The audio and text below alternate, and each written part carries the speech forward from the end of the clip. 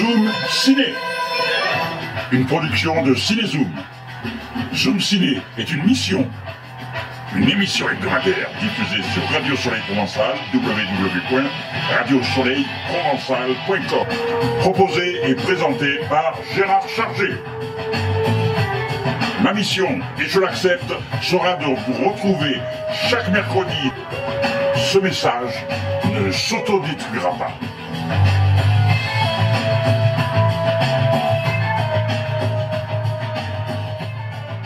Bonjour mesdames, bonjour mesdemoiselles, bonjour messieurs. Le sommaire pour la partie entretien, les Zoom Ciné sur les sorties DVD et Blu-ray. Lui, il sort le 17 septembre. Il s'agit du film d'Édouard Bergeon, La Promesse Verte, avec Alexandra Lamy dans le rôle principal, à ses côtés Félix Moati. Donc ce sera la partie interview de notre émission. Nous parlerons de l'actu, les films sortis dans les salles ce mercredi, les Zoom Ciné sur les places offertes. Chaque semaine, nous gardons cette habitude de vous offrir des places avec nos partenaires, nos cinémas partenaires.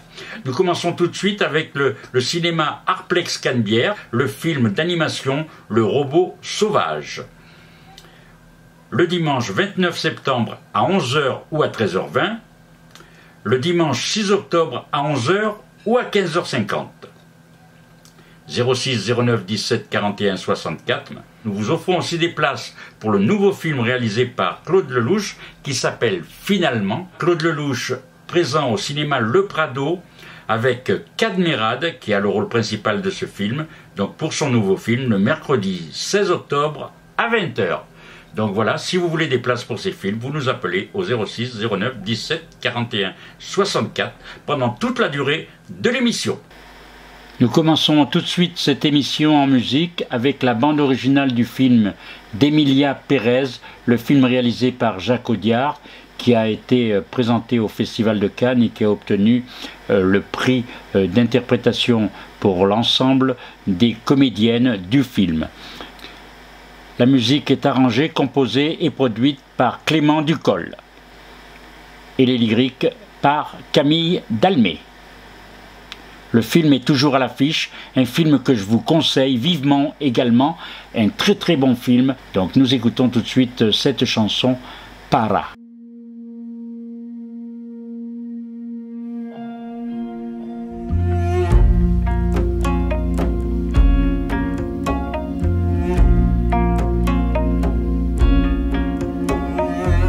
Para saber dónde, cuándo, quién y cómo pasó, para contarles el final a los que él amó, para que todos sus amigos lo puedan llorar, para saber dónde los malos la escondieron, para grabar ya una fecha.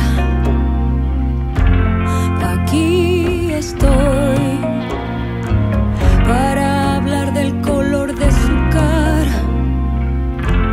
Aquí estoy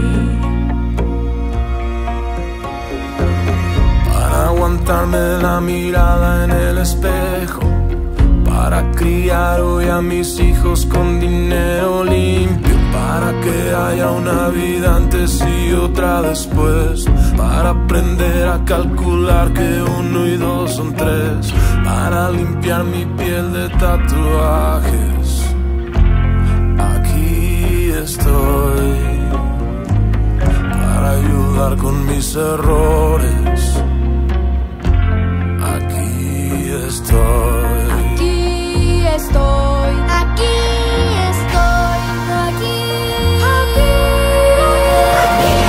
Para hacer reaparecer a los desaparecidos, para que el hijo y la madre estén de nuevo juntos, para mirar la pesadilla cara a cara, para que haya en el fondo fuerza y esperanza, para vengarnos de las burlas de la sociedad.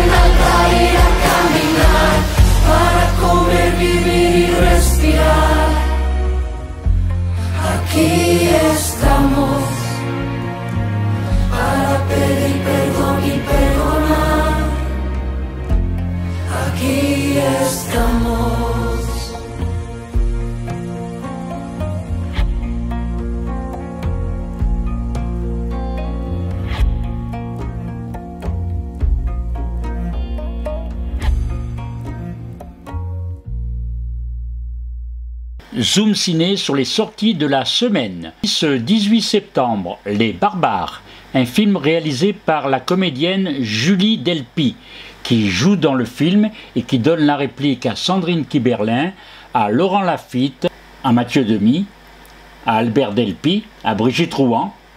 L'histoire se passe à Pimpon, l'harmonie règne. Parmi les habitants, il y a Joël, l'institutrice donneuse de leçons, Anne, la propriétaire de la supérette portée sur l'apéro, Hervé, le plombier alsacien, plus breton que les Bretons, ou encore Johnny, le garde champêtre, fan de Johnny.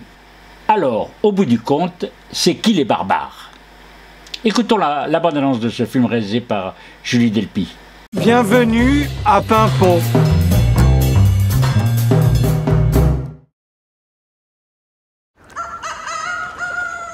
Pimpon, c'est une ville qui bouge pas mal, hein. Dès que les Russes ont envahi l'Ukraine, tout le village s'est mobilisé. C'est vrai que les Ukrainiens, ils ont beaucoup souffert. Hein. J'ai voté pour qu'on les accueille. Hervé Rioux, adopté à l'unanimité. Je me suis occupée de tout l'administratif pour la venue des réfugiés. Excusez-moi, il faut que je vous parle. C'est qu'il y a eu tellement de demandes de réfugiés ukrainiens, il n'y en a plus. En fait, ce sont des Syriens. Des Syriens qui viennent d'Ukraine. Non, de Syrie. Il a 3 femmes, le gars? Mais non, je te dis, il y a aussi sa sœur et sa fille. J'ai aucun problème, hein. Arabe. C'est pas une insulte, hein. Non, ça vous filmez pas, hein. Non. Non. Le racisme, c'est les gens qui aiment pas les noirs. Mon père, il aime bien Mbappé ou Marcy. Le racisme, ça vient de la peur. Bonjour. La peur qu'on leur prenne leurs femmes. Pourquoi tu fais coucou, toi? Quoi? Welcome here. La peur qu'on leur prenne leur travail. Anne et Philippe ont décidé de vous offrir des produits d'ici. Oui, enfin, il y aura des produits qui seront un peu périmés d'1 ou 2 journées, mais c'est très bon, moi je mange que ça. Voilà. Ça... À vous? Vous la voulez? 1 euro. Quoi? 1 euro, putain, fils de pute, 1 euro.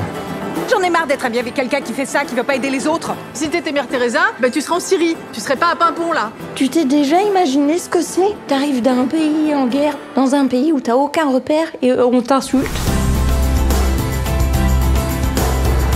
Faut créer une dynamique autour des Fayad. C'est-à-dire, je comprends pas. Je parle pas le Macron, moi. Il faut défendre notre identité régionale. L'âme bretonne. Mais t'es alsacien. Sorti également ce mercredi 18 septembre, le film de Sophie Filière, Ma vie, ma gueule. La réalisatrice et scénariste s'en est allée avant que son dernier long métrage ne sorte en salle.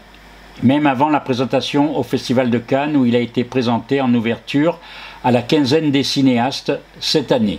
Donc il sort en salle cette semaine. Elle est morte à l'âge de 58 ans d'une longue maladie dans la nuit du dimanche 30 au lundi 31 juillet. C'était en 2023. Son 7e long métrage, Ma vie, ma gueule, il dépeint la vie d'une femme jouée par Agnès Jaoui, pour qui la vie c'est parfois noir, parfois violent. C'est souvent absurde et ça lui fait tout drôle d'avoir 55 ans. À Cannes, Agnès Jaoui était là, nous l'avons rencontrée, nous lui avons posé une question, nous l'écoutons. Et donc ses enfants aussi, Agathe Bonitzer et son fils, étaient présents sur scène avec Agnès Jaoui pour rendre hommage posthume à sa mère avec ce dernier film qu'elle n'aura pas eu l'occasion de voir sortir en salle. Agnès Jaoui dans ce film a Philippe Catherine et Édouard Sulpice comme partenaires. Il y a également Valérie Donzelli, Emmanuel Salinger. C'est l'histoire de Barberie Bichette qu'on appelle à son grande dame Barbie. Elle a peut-être été belle, peut-être été aimée, peut-être été une bonne mère pour ses enfants, une collègue fiable, une grande amoureuse. Aujourd'hui, c'est noir, c'est violent, c'est absurde et ça la terrifie. Elle a 55 ans, autant dire 60 et bientôt plus. C'était fatal, mais comment faire avec soi-même, avec la mort, avec la vie en somme. Un film que je vous conseille, plein de bonne humeur quand même, malgré ce sujet. Très joli film et avec une étonnante prestation, une nouvelle fois, d'Agnès Jaoui. Nous écoutons Agnès Jaoui. Bravo pour cette interprétation magnifique, Agnès, encore une fois. Moi, j'aimerais savoir comment on se prépare pour un tel rôle. Parce que c'est vrai que... Est-ce qu'il a fallu faire le vide? Parce que c'est impressionnant. Vous avez eu besoin de vous préparer beaucoup à l'avance? C'est toujours une question bizarre, la préparation des acteurs et des actrices.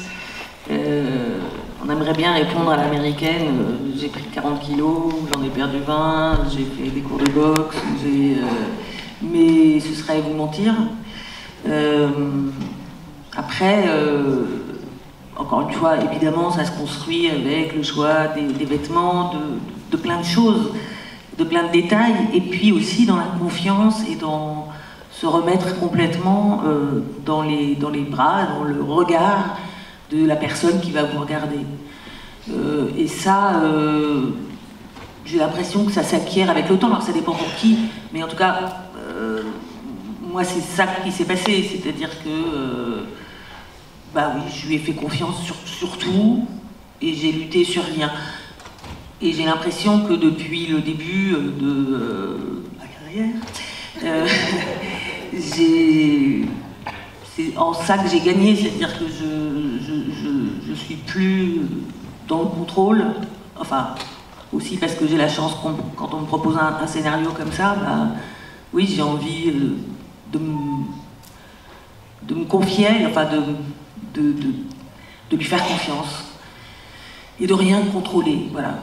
Rien, c'est pas grave si je vais pas avoir la tenue qui met en valeur mes formes, je sais pas quoi, c'est pas grave si, enfin, je voulais m'en remettre à elle totalement et avec un grand bonheur en fait. Et nous écoutons Agathe Bonitzer, la fille de Sophie Fillière, qui nous parle d'elle. Elle était malade pendant le tournage, mais par contre quand elle a écrit le film, elle n'était pas malade. Donc c'est intéressant parce que le film est quand même empreint de beaucoup de pensées autour de l'existence, de la mort, de la vie, de qu'est-ce qu'on laisse de soi. Donc voilà. Je sais pas, on a essayé de faire advenir le film comme on pensait que notre mère l'aurait fait le plus possible. Et voilà, on était en salle de montage avec le monteur François Quicré. Elle nous a vraiment demandé de terminer le film. Elle a dit à sa productrice qu'elle voulait que ce soit nous qui terminions le film parce qu'on était son nord. On avait le même nord. Comme sur une boussole. Comme sur une boussole. Et on a pu discuter avec elle aussi. En fait, on était avec elle à l'hôpital et on a pu regarder des rushs du film. Elle a tourné vraiment tout le film comme elle le voulait, quoi. Ça, c'est important. Elle a vraiment assuré le tournage jusqu'au bout. Chaque plan, elle était là et elle en décidait comme elle le voulait. Et on a pu discuter avec elle du montage et du film. À l'hôpital, on a regardé des rushs, on a pris des notes. Chanson qui s'appelle Le Film, qu'il a composée en 2016. Voilà, Philippe Catherine, tout ça pour rendre hommage au cinéma.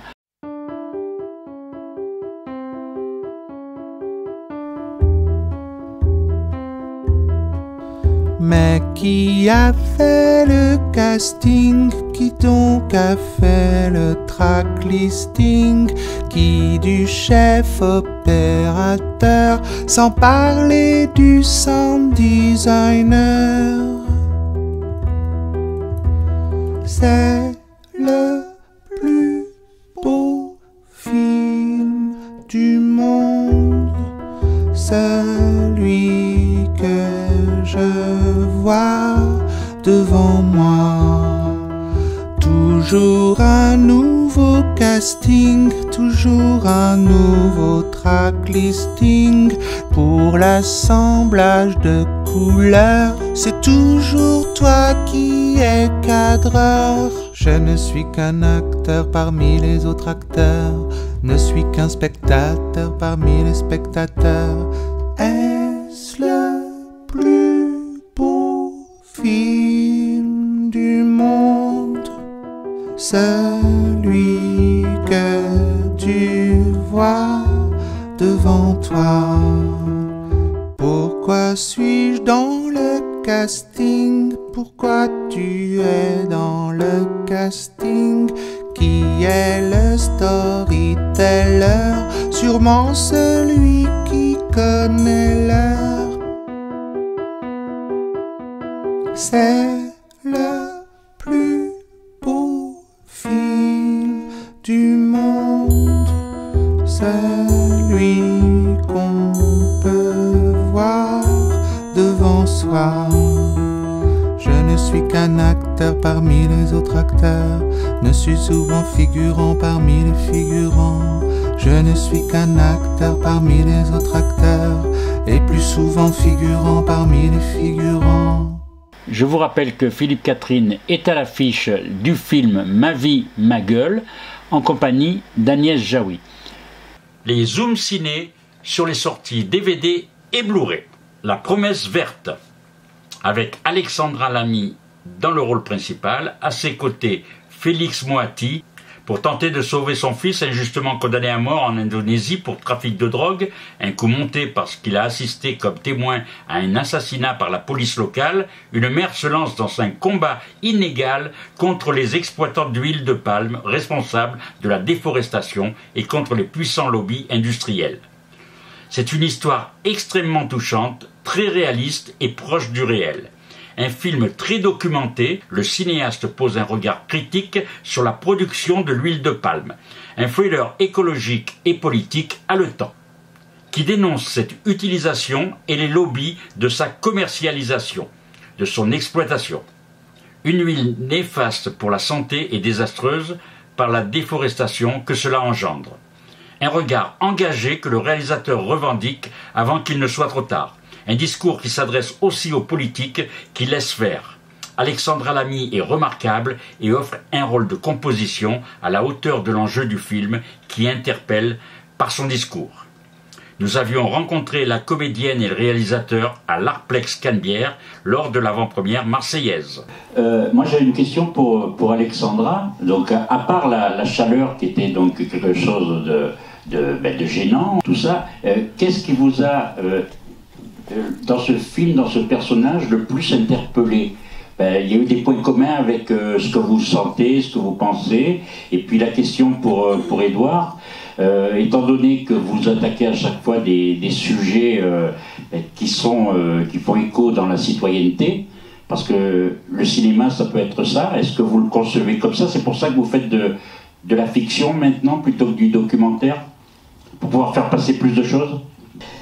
Moi, ce que j'ai aimé d'abord dans le scénario d'Édouard, c'est que d'abord, on sent qu'il y a effectivement que c'est quelqu'un qui vient du documentaire, donc c'est très documenté. Donc ça, c'est génial parce que pour nous, en tant qu'acteurs, on a déjà une histoire qui est solide et que tout ça est effectivement réel. Donc pour nous, c'est super d'avoir un réalisateur aussi documenté, aussi clair.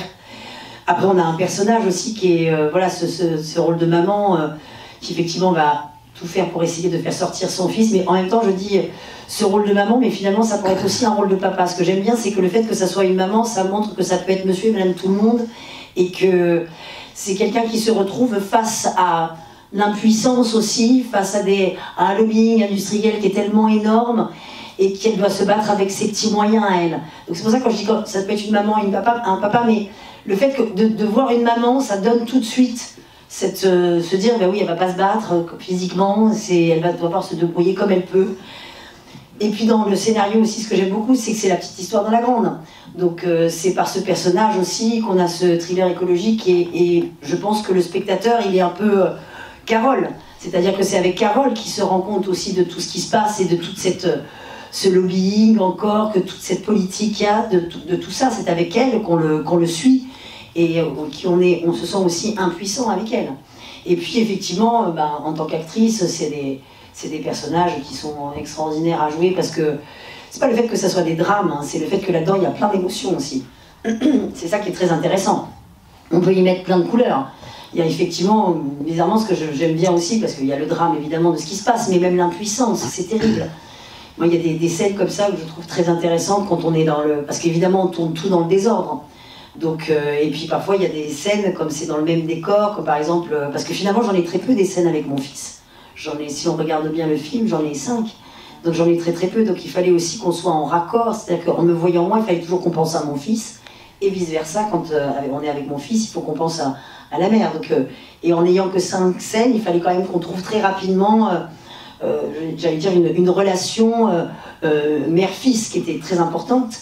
Et puis avoir des scènes comme par exemple quand on a les scènes du parloir, ça c'est des scènes par exemple j'ai toujours un petit peu peur parce que c'est les mêmes scènes, donc on va jouer en gros c'est 3 scènes dans la journée, Et donc il faut être bien clair dans la précision de son personnage pour pas qu'on ait les 3 scènes les mêmes, parce qu'elles sont à des moments différents dans l'histoire.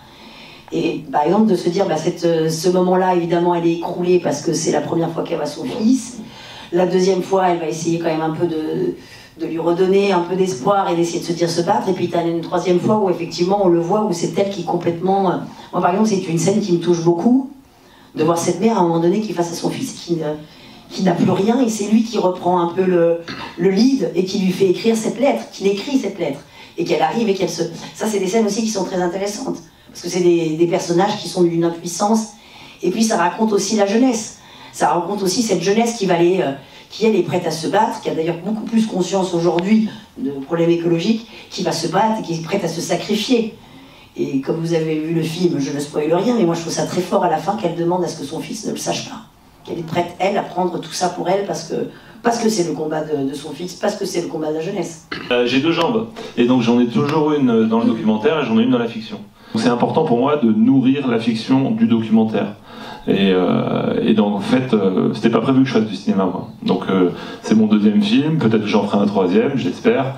Et puis voilà, je prends autant de plaisir à aller voir des vrais gens dans la vie et les filmer et en faire leur récit que de faire du cinéma. C'est pas les mêmes temporalités aussi. Là, ça fait 5 ans et demi qu'on a lancé celui-ci. Ça fait 1 an et demi que je suis à plein temps dessus. Et puis maintenant, le Monstre, et c'est ça aussi, c'est un moment hyper important. C'est pour ça qu'on fait une grosse tournée de 70 cinémas. Parce qu'on veut recueillir vos avis, on veut échanger avec vous, et puis voilà, c'est génial quoi. Moi c'était pas prévu, voilà, je voulais faire du cinéma, j'ai grandi dans une ferme, j'ai pas fait d'école de journalisme, pas d'école de ciné, et puis sur un malentendu, je me retrouve avec Alexandra Lamy. Déjà, on replante des arbres, nous, en France, parce que je suis parrain d'une asso qui s'appelle Des enfants et des arbres, desenfantsetdesarbres.org, si vous voulez aller voir. On va aller faire une plantation d'ailleurs ensemble, parce qu'on a arraché les haies, nous, chez nous en France, les arbres, des réservoirs de biodiversité, et plus encore, parce qu'on voit dans le Nord-Pas-de-Calais, ils sont sous l'eau, mais parce que les forêts sont bouchées, il n'y a plus de haies. Et nous, on les a arrachés avec mon père à la ferme il y a 30 ans, parce que c'était bien, parce que ça prenait de la place, parce que tout ça, quoi. Mais on savait pas qu'on était inconscients à l'époque, ça s'appelait les remembrements, et on était allé encore plus loin, nous. Et là, c'est important pour nous, à notre niveau déjà en France, de faire des... Parce que là, je raconte l'histoire à l'autre bout du monde, mais aussi ici, c'est important d'agir chez nous déjà. Et puis d'éduquer chez nous et de le faire avec les enfants, parce que les enfants qui ont toutes les couleurs de main et qui plantent un arbre, c'est leur arbre, leur terre, et c'est universel, et le week-end ils reviennent voir leur arbre, et puis avec leurs parents, voilà, et puis les arbres seront encore là après. Pour prolonger sur le côté éducatif, on a reçu le tampon de l'éducation nationale, et en gros il y aura des projections pour les lycéens, lycées agricoles, maisons familiales rurales, il y a un kit pédagogique chez Diafana, le distributeur. Moi je travaille beaucoup, en vrai, sous les airs comme ça, mais je travaille énormément en amont.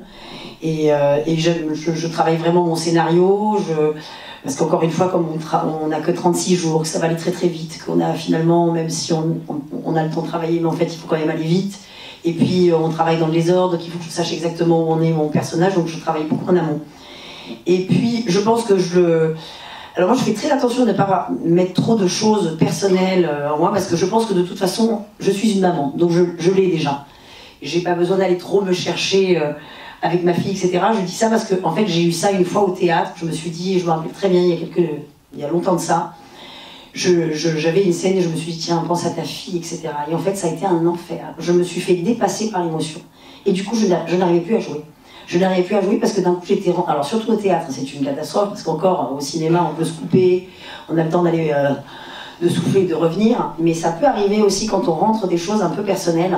D'un coup, on ne peut plus jouer, on ne peut plus faire de rupture, on ne peut plus avoir d'autres émotions parce qu'on est submergé par la nôtre et c'est trop insupportable. Donc du coup, maintenant, tout ça, je me dis, voilà, la mère, je l'ai, maintenant, il faut que... Moi, Félix, c'était mon fils. Pendant 1 mois et demi, avant le scénario, c'était mon fils. Pendant le tournage, c'était mon fils. Et quand on a... Pas pour toi après, mais je veux dire, tout ça, c'était hyper important de l'avoir. Moi, je pensais vraiment... comme une maman qui pensait à son fils. Et puis toutes les scènes, on a pu aussi retravailler parfois quelques scènes comme ça, parce qu'il y a des petits moments, par exemple, je ne sais pas si vous vous rappelez, à un moment donné, je suis avec Sofiane, et on est à l'hôtel, et on est devant dans la chambre d'hôtel, et je suis en train de boire ce verre de whisky, et je lui raconte la naissance, etc. Et ça, c'est quelque chose que j'ai donné à Édouard, parce que je me suis dit, c'est sûr que pour cette maman, Il y a un moment donné, elle pense à ça, à la naissance qu'elle a du verre de cet enfant et comment d'un coup on peut lui arracher. C'est comme si on... Parce que, je dis pas pour un papa, parce que évidemment ça serait le même combat, que ça serait pareil, mais c'est vrai qu'il y a quelque chose qui est viscéral. Et que je me suis dit, si c'était important qu'elle le dise, même si ça fait peut-être cliché, mais c'est vrai, elle a quelque chose qui est viscéral. On est en train de lui enlever tout ce qu'elle a à l'intérieur du ventre. Donc voilà, donc c'est des petites choses comme ça parce qu'on l'est et qu'on sait. Mais je ne vais pas trop rentrer de... Je ne vais pas trop penser à ma fille. Je préfère penser à mon fils qui est là ou voilà, au personnage. Le film d'Édouard, il est... on n'a peut-être pas l'habitude de voir des films comme ça parce que justement c'est très documenté. C'est pas que c'est un documentaire, c'est que c'est très documenté. Et c'est ça qui est perturbant. Et moi ce que j'aime bien c'est que justement, c'est pas une héroïne, ça se trouve les Américains ils nous auraient fait un truc, elle fait du chantage, elle bombarde tout le monde, c'est clair, elle aurait fait... Voilà, on remercie Alexandra Lamy et Édouard Bergeon. Je vous rappelle que le film La Promesse Verte sort en DVD et en Blu-ray le 17 septembre. Également à l'affiche depuis ce mercredi 18 septembre, un film français réalisé par Simon Mouteirou, un film qui s'appelle Ni chaîne ni maître, avec Ibrahima Mbaye, Camille Cotin. Cela se passe en 1759 à Île-de-France, actuelle Île-Maurice. Massamba et Mati, esclaves dans la plantation d'Eugène Larsenet, vivent dans la peur et le labeur. Lui rêve que sa fille soit affranchie, elle, de quitter l'enfer vert de la canne à sucre. Une nuit, elle s'enfuit. Madame la Victoire, célèbre chasseuse d'esclaves, est engagée pour la traquer. Massamba, le père, n'a d'autre choix que de s'évader à son tour. Par cet acte, il devient un marron, un fugitif qui rompt à jamais avec l'ordre colonial. Nous écoutons la bande-annonce. À sa première fuite, le marron sera marqué de la fleur de lys. S'il récidive, il se fera couper les oreilles et les jarrets. Si c'est rondis, il aura la troisième règle.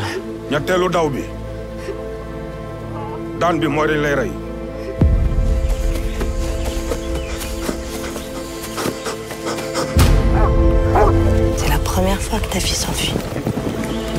Tu sais où elle va? Reste ici! I'm gonna my gun. Je cherche ma fille.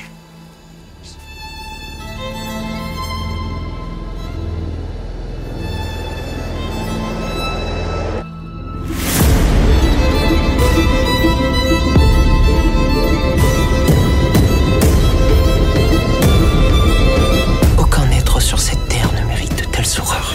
J'obéis à mon roi, à la loi et au ciel. Les poules combo dur. Mon qui ça va le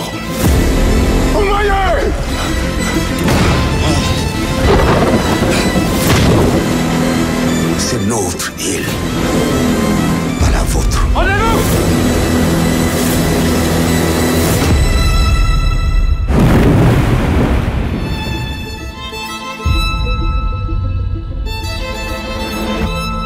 Mercredi est sorti Les graines du figuier sauvage, un film qui était en compétition au Festival de Cannes. Un film iranien réalisé par Mohammad Rasoulov. Le film a obtenu à Cannes le prix spécial du jury œcuménique, le prix François Chalet et le prix Fripreski. Le film a eu un prix spécial qui a été ajouté spécialement par les membres de ce jury de cette 77e édition, spécialement pour récompenser ce film, car ils se sont rendus compte qu'il ne figurait pas au palmarès, alors qu'à mon avis, il méritait amplement la Palme d'Or. Un film incontournable qui représente à lui seul la situation mondiale de la domination de l'homme et la révolte des femmes envers le patriarcat. Ce juge est au cœur du film, puisqu'il s'agit d'un juge d'instruction, Iman, qui est aux prises avec la paranoïa au milieu des troupes politiques à Téhéran. Lorsque son arme disparaît, il soupçonne sa femme et ses filles, imposant des mesures draconiennes qui mettent à rude épreuve les liens familiaux alors que les règles sociétales s'effondrent. Ce juge est au cœur du régime. Il condamne à mort des citoyens en référence à une justice basée sur la religion et l'arbitraire qui contrôle le peuple iranien. Son épouse, entièrement dévouée, dans l'oubli d'elle-même en tant que femme, ce que lui reprochent ses deux filles. toutes deux encore adolescentes. Cette première partie raconte l'Iran actuel, dans l'opposition entre tenants du régime, dont le père Émari est le porte-parole, et des jeunes en pleine rébellion qui manifestent et refusent de se plier comme leurs aînés. Cela raconte la répression policière et la violence d'un État aux abois qui commence enfin à être contesté.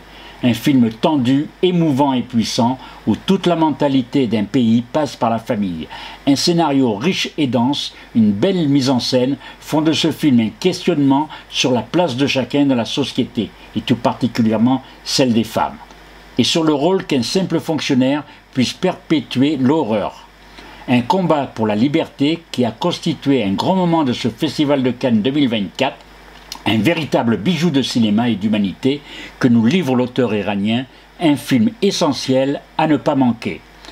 Je vous le conseille donc, c'est pour moi le film de la semaine, Les graines du figuier sauvage, réalisé par Mohammad Rasoulov. Les Zoom Ciné sur les infos de Cinézoom et de Cinéma Format, le mercredi 25 septembre. 2 rendez-vous avec nous à la Cité des Métiers à Marseille. Un rendez-vous gratuit pour des informations sur les métiers du cinéma, c'est de 10h à 12h. Il faut se faire inscrire sur le site de la Cité des Métiers, donc vous pouvez le trouver très facilement en tapant lacitédesmétiers.fr. Donc comme je le disais, c'est gratuit, et là ce sera une information sur les métiers de la comédie, du chant et de la mise en scène de théâtre et de cinéma. Nous aurons comme invité Cathy D'Arietto de la compagnie Après la pluie. Elle est comédienne, chanteuse, metteuse en scène, donc elle a beaucoup de cordes à son arc et elle nous parlera de ses professions et comment elle y a accédé et les conseils qu'elle pourra vous donner. Donc le rendez-vous est pris mercredi 25 septembre de 10h à 12h et c'est gratuit à la Cité des Métiers. Ensuite, le même jour, le mercredi 25, eh bien là nous ferons des ateliers payants de 14h à 16h. Nous ferons un atelier casting, vous apprendrez à vous présenter devant une caméra. On vous fera faire des essais comme si vous passiez un casting pour un film, et donc vous serez comme ça aguerri pour les castings que vous voulez faire à l'avenir.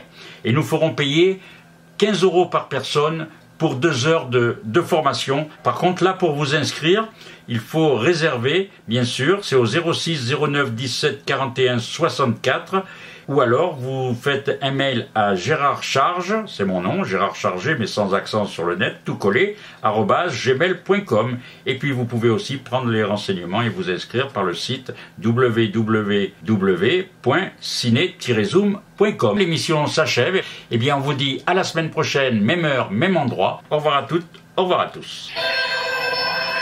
Zoom Ciné, une production de Cinézoom. Zoom Ciné est une émission hebdomadaire diffusée sur Radio Soleil Provençal, www.radiosoleilprovençal.com, et présentée par Gérard Chargé. Ma mission, et je l'accepte, sera de vous retrouver chaque mercredi. Ce message ne s'autodétruira pas.